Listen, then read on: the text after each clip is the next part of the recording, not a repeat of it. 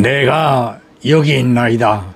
나를 보내소서라는 말은 이사야 6장 8절로 환상 중에 하나님께서 패여간 이스라엘 백성들에게 누구를 보낼까라고 하시자 이사야가 응답하는 말입니다.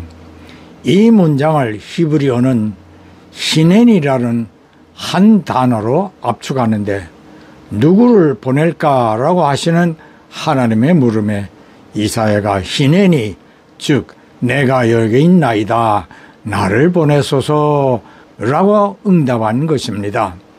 출애굽기 3장 4절에 모세가 호렙산 기슭에서 처가의 양들을 치고 있던 중 떨기나무에 불이 활활 타오르는데 나무는 불길에 타지 않음을 보고 이상히 여겨 가까이 가니 불길 속에서 하나님의 사자가 모세야 모세야 하고 불러 이에 모세가 내가 여기 있나이다 라고 응답을 하였는데 역시 히넨이이며 창세기 22장 1절에서 하나님이 아브라함에게 모리아 산으로 가서 이삭을 번제로 바치라고 아브라함을 부르셨고 이에 아브라함도 내가 여기 있나이다 라고 응답하였으니 역시 히넨이었습니다.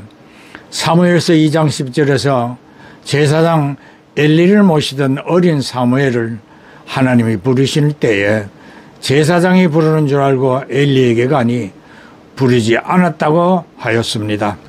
두 번째 하나님이 부르셨을 때도 엘리에게로 가니 엘리가 하나님이 사무엘을 부르신 줄 깨닫고 다음에 또 부르시거든 여호와여 말씀하소서 종이 듣겠나이다 라고 응답하라고 알려주었고 다시 부르시는 하나님께 사무엘이 그와 같이 응답하였으니 이 또한 히넨이 내가 여기 있나이다 말씀하소서 내가 듣겠나이다 라는 뜻의 대답을 하게 되었습니다. 사랑하는 성도 형제 자매 여러분, 하나님께서는 저와 여러분을 부르시고 기도로 대화하기를 바라신답니다. 안중근 의사가 이등방문을 저격하여 사형 온도를 받고 어머니께 마지막 서신을 보내자 어머니 조마리아 여사는 이렇게 답장을 보냈습니다. 아들아, 너의 죽음은 너 한 사람의 것이 아니라 조선인 전체의 공분을 짊어진 것이다. 항소를 하면 일제에게 목숨을 구걸함이니 나라를 위해 딴맘 먹지 말고 죽으라. 대의에 죽는 것이 이 어미에 대한 효도이다. 수의를 지어 보내니 이 옷을 입고 가거라. 안의사는 어머니의 당부대로 1910년 여순 감옥에서 순국하였습니다.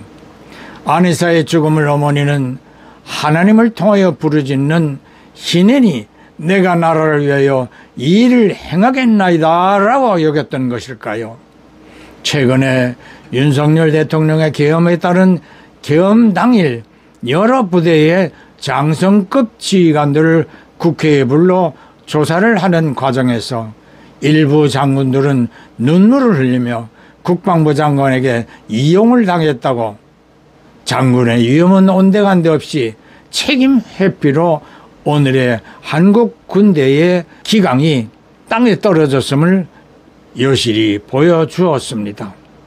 대통령이 국가 비상사태라고 현 상황을 판단하고 군을 동원하여 나라를 바로잡으려는 일념으로 저들을 믿고 불러 계엄령을 선포한 것임에도 저들에게는 대통령의 비장한 각오 같은 것은 아예 찾아볼 수 없었습니다.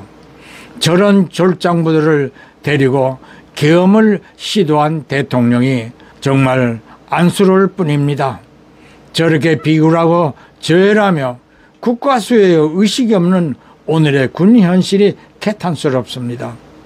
반대로 민초들 특히 이 30대 청년들이 영아의 추위를 무릅쓰고 광화문 집회와 한남동 대통령 관저 앞에 몰려들어 밤낮으로 대통령을 지키려는 결기를 보여주어 그래도 미래의 희망을 엿볼 수 있었습니다.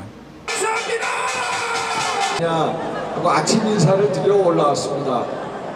그리고 저는 아침 일찍 또 관저안으로 들어갔습니다만은 6시에 우리 국회의원분들 35명 또 원외위원장 5분 해가지고 성명서를 발표하고 또 관저에 왔다가 또 다시 나가서 관저 앞에 있다가 또 다시 들어갔습니다만은 사실 이 체포영장 이 집행에 대해서 저나 우리 변호인들이나 대통령께서나 또 우리 같이 한 국회의원들이 원천적으로 불법이고 무효다라는 생각을 갖고 있습니다.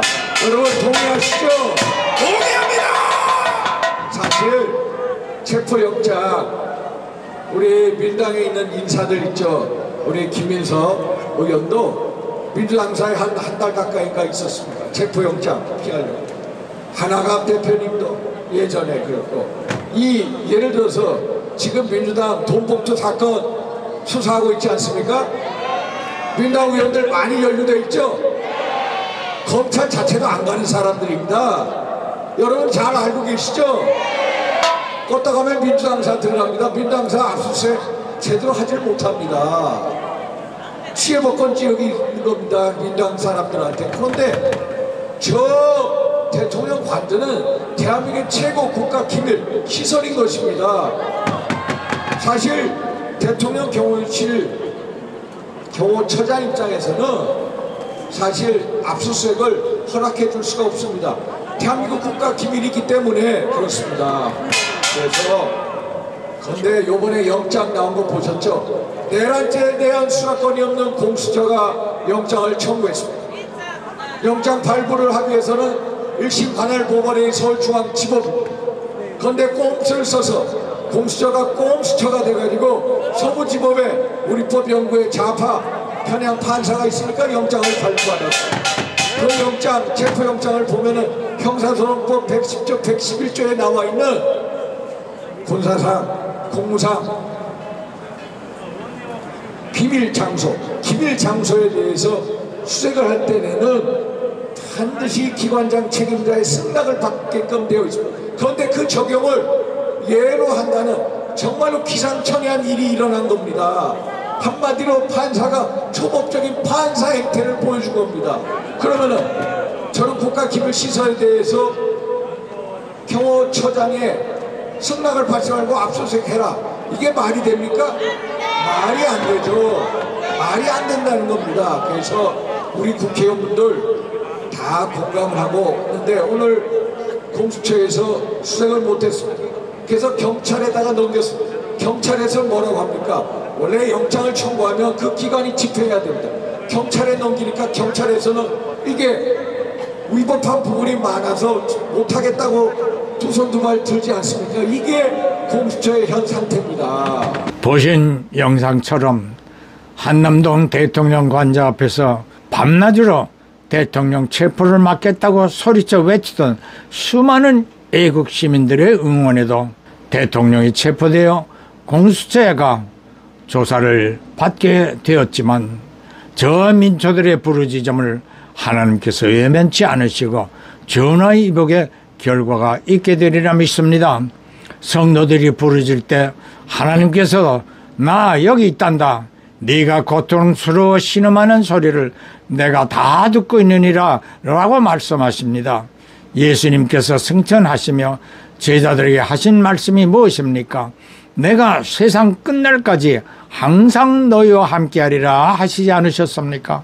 이것 역시 희년이 내가 여기 있다. 너의 간구 소리에 귀 기울여 듣고 있느니라 인 것입니다.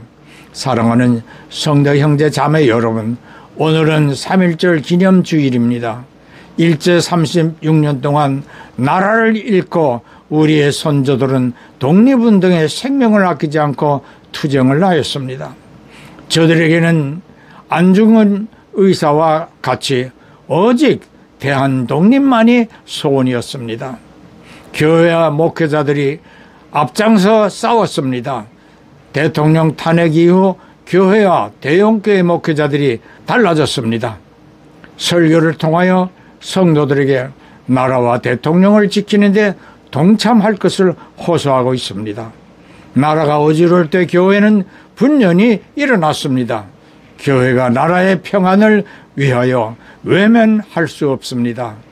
이스라엘이 비록 하나님을 번번이 배반하였을지라도 선지자들의 경고를 듣고 참회를 하면 언제나 용서하시고 구원의 손길을 베풀어 주셨습니다. 집을 나간 탕자가 돌아올 때에 아버지는 마을 입구까지 뛰어나가 얼싸안고 아들아 너를 애타게 기다렸느니라 희년이었습니다. 예, 아멘, 할렐루야.